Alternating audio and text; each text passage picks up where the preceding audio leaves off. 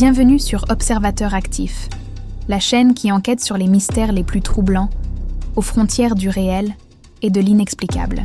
Aujourd'hui, nous partons au sud-ouest de l'Afrique, dans une région aride et isolée appelée le Namaqualand, à cheval entre la Namibie et l'Afrique du Sud. Ici, le désert se mélange à des collines rocheuses, les villages sont rares, et la vie quotidienne se déroule loin des grandes villes et des routes touristiques. Dans cet environnement où le silence domine, un événement a bouleversé à jamais la tranquillité de plusieurs communautés. La disparition, en plein jour, de plusieurs enfants. Vous regardez, les enfants de Namaqualand qui ont disparu en plein jour. Un documentaire original, produit par Observateur Actif. Pour comprendre cette histoire, il faut d'abord comprendre le lieu. Le Namaqualand est une vaste région aride, qui s'étend sur des centaines de kilomètres, le long de la côte ouest de l'Afrique australe, entre le désert du Namib à l'ouest et les terres qui annoncent le Kalahari plus à l'est. Le climat y est sec, les pluies rares, et les températures peuvent être extrêmes. Les habitants vivent souvent dans de petites communautés dispersées, séparées par de longues distances de pistes, de rochers et de sable. Ici, on peut rouler pendant des heures sans croiser une seule station-service, ni un seul magasin. Pourtant, malgré cette rudesse, le Namaqualand possède une beauté unique. Au printemps, certaines zones se couvrent de fleurs sauvages, transformant temporairement le désert en un tapis de couleurs, avant de replonger dans l'austérité minérale le reste de l'année. Les routes poussiéreuses, les montagnes de granit et ces espaces ouverts à perte de vue créent une impression de liberté, mais aussi d'isolement profond. Dans ce décor, la vie quotidienne suit un rythme simple. Les familles se connaissent toutes. Les enfants jouent souvent dehors, près des maisons, dans les cours d'école ou au bord des pistes. La nature est partout, mais les secours, eux, sont loin. Avant de parler de disparition, imaginons la vie de ces enfants. Le matin, ils se lèvent tôt, parfois avant le lever du soleil. Le trajet vers l'école peut être long. Certains marchent à pied sur des chemins de terre. D'autres montent dans des véhicules collectifs qui font la navette entre les hameaux. L'école est souvent modeste. Quelques salles, un petit bureau pour la direction, une cour de récréation avec quelques balançoires, parfois un but de football bricolé, un vieux toboggan. Mais c'est là que tout le village se retrouve. Les rires, les chuchotements, les amitiés d'enfance, les secrets échangés à voix basse. Après les cours, les enfants rentrent chez eux, aident parfois leurs parents, s'occupent des animaux ou continuent tout simplement à jouer dehors. Dans un environnement comme le Namaqualand, il n'y a pas de centre commercial, pas de grand parc d'attractions. Le terrain de jeu, c'est la terre, les cailloux, les arbres solitaires et les vieilles structures en métal qui grincent au vent. Rien dans ce quotidien ne laisse présager un drame. Et pourtant, un jour, sans avertissement, tout va basculer. C'était une journée comme tant d'autres. Le soleil était déjà haut dans le ciel, la chaleur commençait à monter et la lumière blanche frappait les murs de l'école. Les enfants terminaient leurs activités du matin, impatients de retrouver la cour de récréation. À la pause, ils sortent comme d'habitude. Certains se précipitent vers les balançoires, d'autres restent en groupe à discuter. Des rires, des cris, des jeux.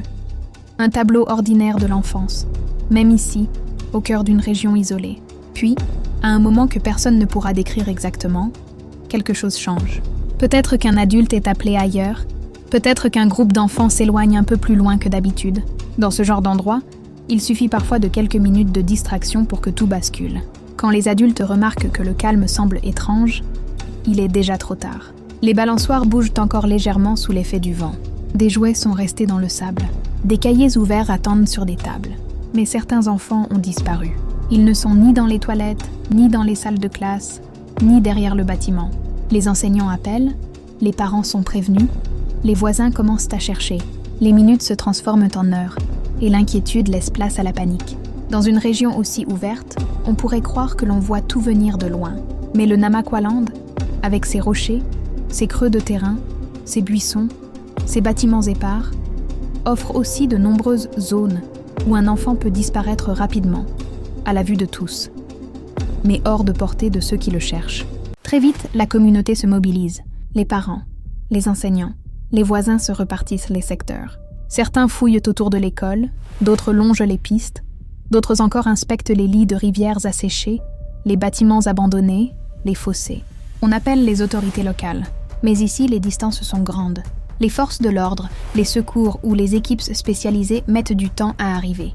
Pendant ce délai critique, Ce sont surtout les habitants qui cherchent, avec les moyens du bord, guidés par la peur et l'espoir. Les heures passent, la lumière change. L'après-midi touche à sa fin. Bientôt ce sera le coucher du soleil. Dans ce type de situation, chaque minute compte. Plus le temps passe, plus le cercle de recherche s'élargit et plus les hypothèses deviennent nombreuses. Les enfants se sont-ils perdus? Ont-ils suivi quelqu'un? Une voiture de passage? Au fil de la journée, les visages se ferment, les voix se brisent. Les parents répètent les mêmes questions. Où étaient-ils pour la dernière fois? Avec qui jouaient-ils? Qui les a vus? Les récits ne concordent pas toujours. Certains pensent les avoir vus près de la clôture, d'autres près d'un bâtiment. L'incertitude rend la situation encore plus douloureuse. Lorsque la recherche immédiate ne donne rien, les hypothèses commencent à prendre forme. La première, la plus crainte, est celle d'un enlèvement. Dans de nombreuses affaires de disparition d'enfants à travers le monde, la mobilité des ravisseurs, la présence d'un véhicule ou la connaissance des lieux peuvent expliquer la rapidité avec laquelle un enfant disparaît.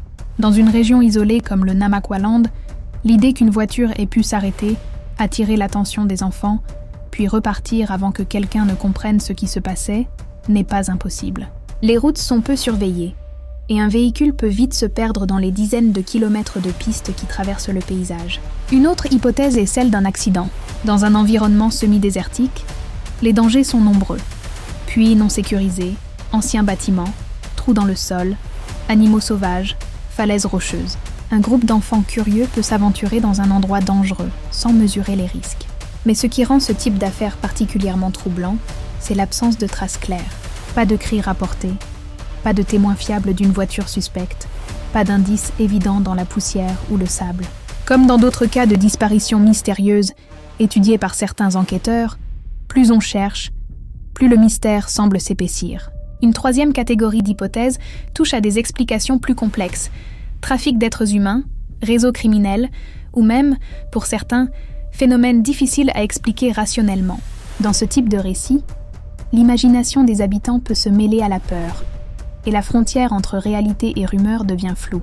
Quelles que soient les théories, une chose reste certaine. Pour les familles, l'absence de réponse est parfois pire que la vérité. Ne pas savoir ce qui est arrivé rend le deuil presque impossible. Après une disparition, une communauté n'est plus jamais la même. Dans le Namaqualand, où tout le monde se connaît, la confiance se fissure. On commence à se méfier des inconnus, mais aussi, parfois, les uns des autres. Chaque geste, chaque parole passée est réinterrogée. Les parents deviennent plus protecteurs. Les enfants n'ont plus le droit de s'éloigner comme avant. Les jeux à l'extérieur sont restreints, les trajets vers l'école sont surveillés. Là où il y avait rire et insouciance, il y a désormais peur et silence. Les enseignants, eux, portent un poids immense, celui de n'avoir pas pu empêcher ce drame. Même s'ils n'y sont pour rien, ils se demandent ce qu'ils auraient pu faire différemment. Les autorités locales, quant à elles, sont pressées de répondre. Que faire pour que cela ne se reproduise plus? Dans certaines régions isolées, des initiatives apparaissent après de tels événements. Patrouilles de village, surveillance renforcée, consignes de sécurité pour les enfants, coopération plus étroite entre voisins. Mais malgré tout, le sentiment de sécurité perdu met des années à revenir, quand il revient. L'histoire des enfants disparus en plein jour dans le Namaqualand, au-delà de ces détails, nous rappelle une réalité dure.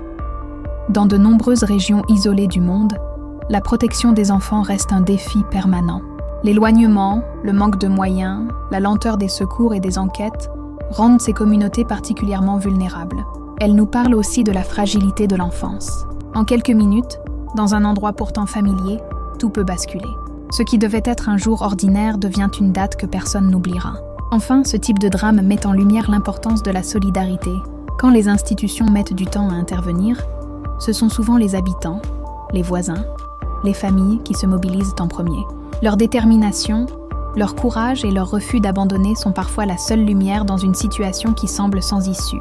Aujourd'hui encore, de nombreuses questions restent sans réponse.